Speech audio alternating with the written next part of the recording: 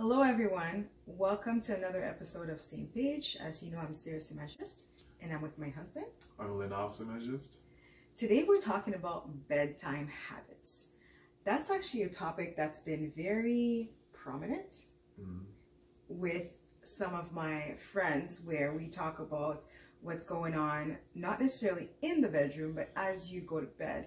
And that can include anything from sleeping in the same bed, going to bed at the same time, or even just what you do before you fall asleep, whether you're scrolling through social media or are you kind of talking with each other before you fall asleep, or, you know, other things.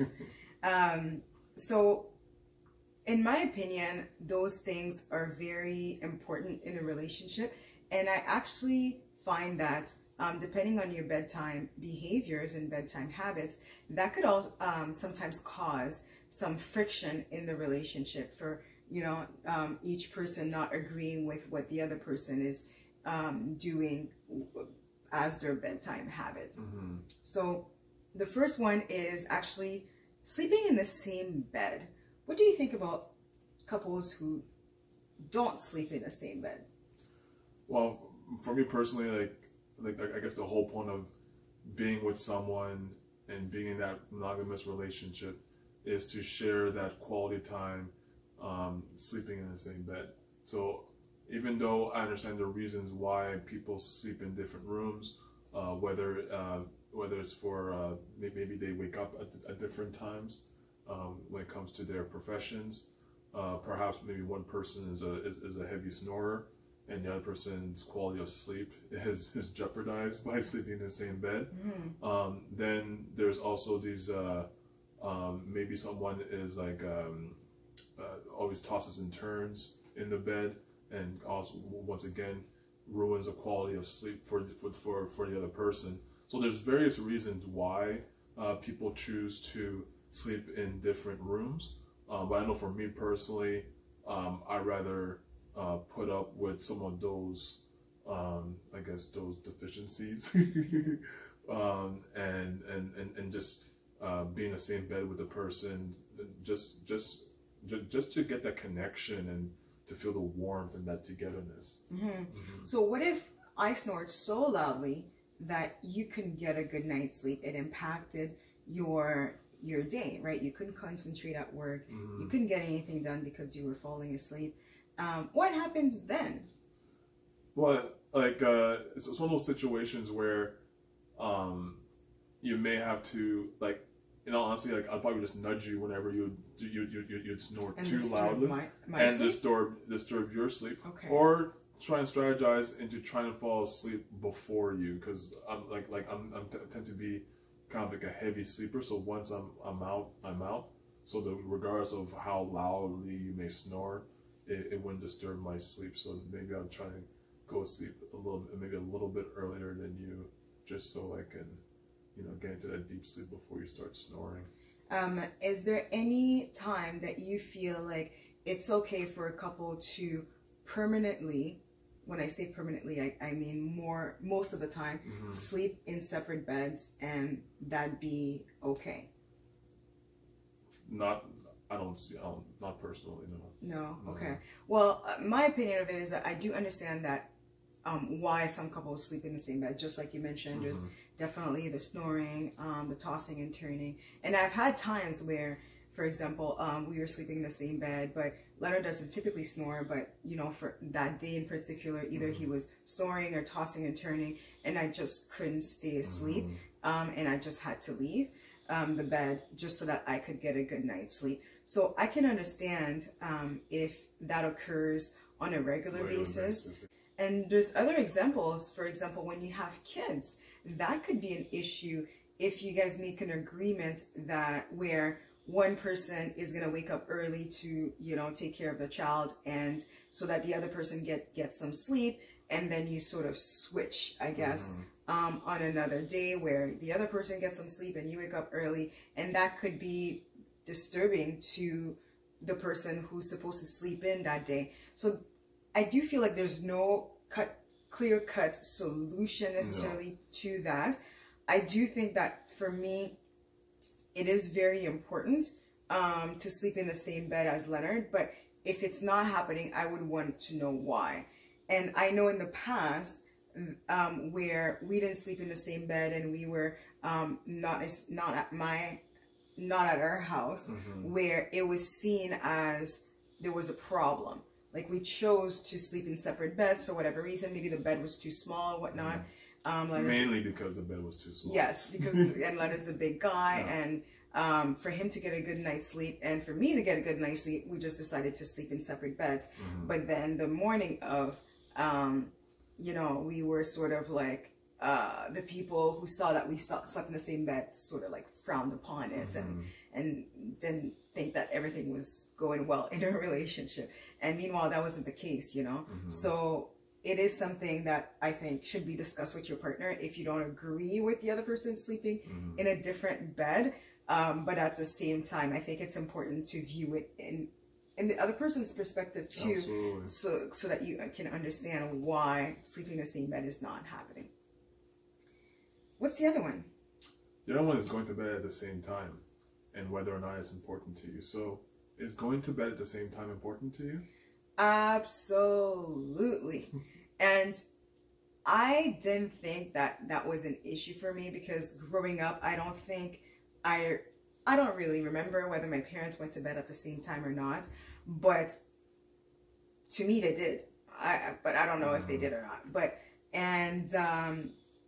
When Leonard and I got married, as the relationship progressed, and I think it's more now that I'm noticing it, we go to bed at very different times. So I go to bed quite early, maybe 9:30. I want to be in bed.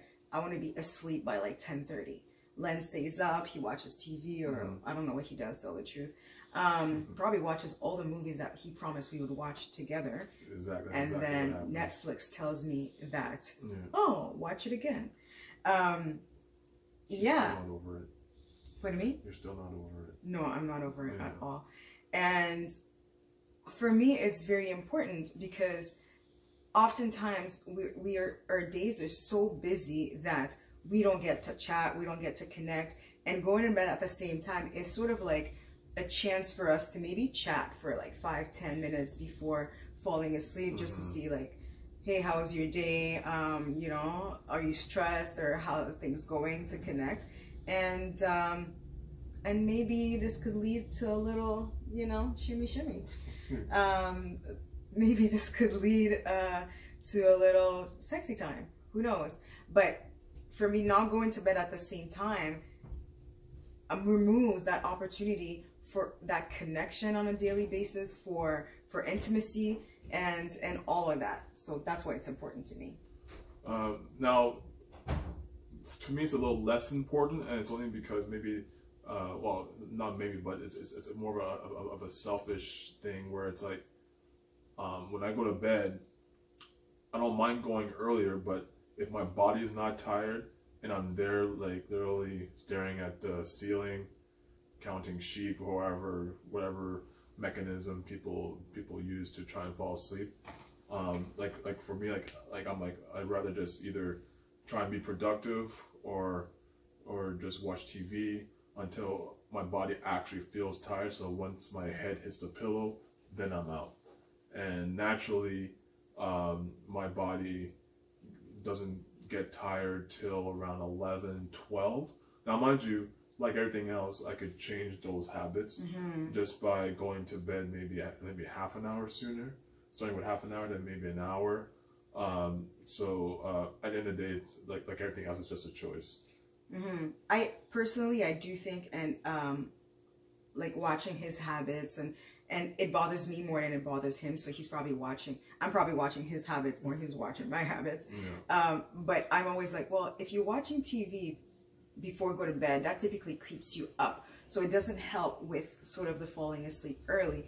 And just like you said, it is a habit. So yes, the first few times, if you decide to go to bed earlier, you're going to be tossing and turning, but eventually your natural clock will be used to go to bed at an early time, fall asleep at an early time, if that's something that you want to do. Absolutely. But my point to this is just that the time that he takes to do other things, you know, before going to bed, we could be spending that time together. So he wouldn't be tossing and turning.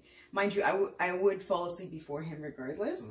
And then he would have that period of time where he's a little bit restless.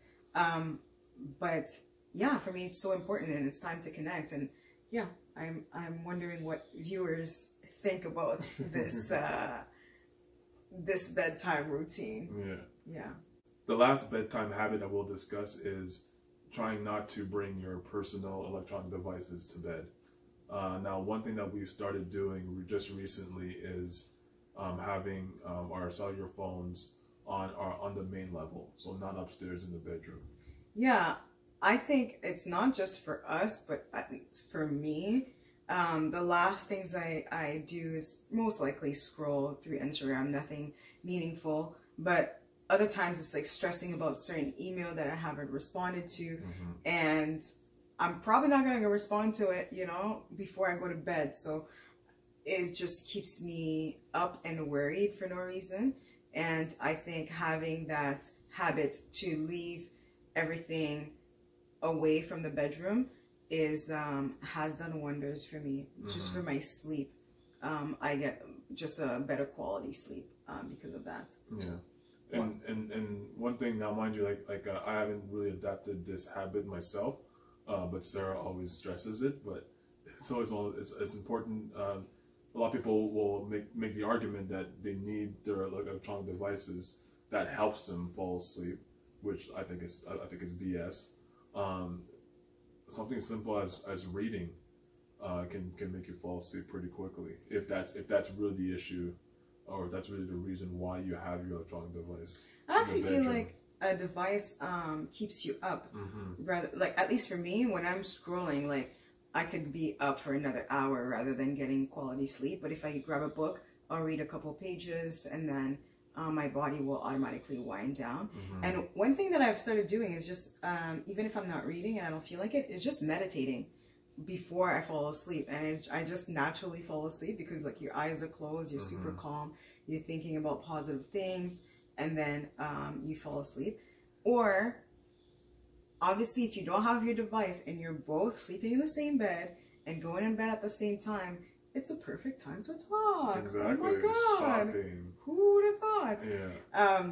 And tell the truth, that when that happens between us, and it rarely does, when we go to bed at the same time and we're both sort of awake, and we chat about our day and just maybe joke a little bit, I love it. You know, I feel connected, and it kind of gives me a little bit of summary how you're doing, and if you're stressed or not, if there's anything I can do to alleviate that.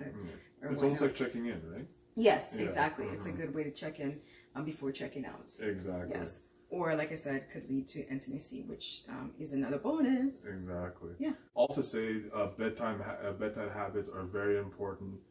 They're a crucial part of your relationship, and we just want to just talk about it, just so that people are aware of how this may affect their relationship. Yeah, and it's not something a lot of people talk, like, amongst yourselves. You may talk about it, maybe your girlfriends, I don't know about guys, but, and then kind of like chat about it and talk about how you're not pleased with it. But I feel like it's not something that's actually discussed with your partner, and I've been voicing it to Leonard. He's probably annoyed at me, you know, saying come to bed at the same time, but at least he knows what I'm expecting. Yes. And we can sort of come to a certain understanding. And a compromise. Yeah. Absolutely. So let us know what your bedtime habit looks like, and let us know if this helped kind of open up the topic with your partner, so that if there are any issues with that, it can get resolved. Like, subscribe, and see you next time. All right. Thank you.